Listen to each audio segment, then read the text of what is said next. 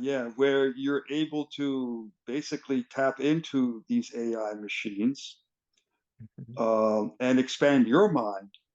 So then you could argue then AI has a consciousness, or you know, well, I mean, humans have consciousness, I guess, Yeah. but we would also have this amazing billion times more abilities because Mhm. we have access to AI. We're directly I, linked into it. yeah, I don't I know. almost think it would be AI would be tapping into our consciousness more than us tapping into AI. I mean, in a system like that.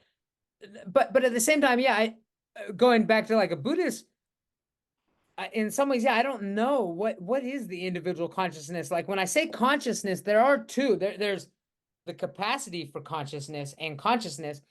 And what I mean by that is like, I mean, like we're these individuals, or I guess, we can talk about like a collective unconscious or collective conscious that there is a greater, actually, we are able to tap into something and maybe AI would help us tap into, I could even say the consciousness. There might be one. That could be the underlying nature of reality.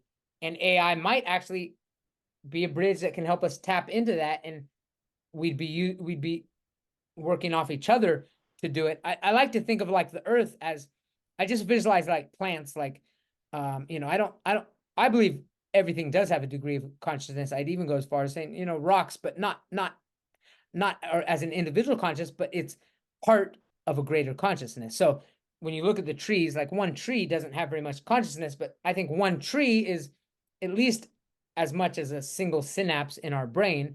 And if you look at the entirety of the earth and all of the root systems in the earth and the way that they interconnect, that there is something, and that actually is, like, look at earth and all of the, basically all of the entire animal kingdom, we kind of broke off and became more individualistic, and it comes at a cost. You get to experience this individual consciousness, but it's more difficult for us to tap in.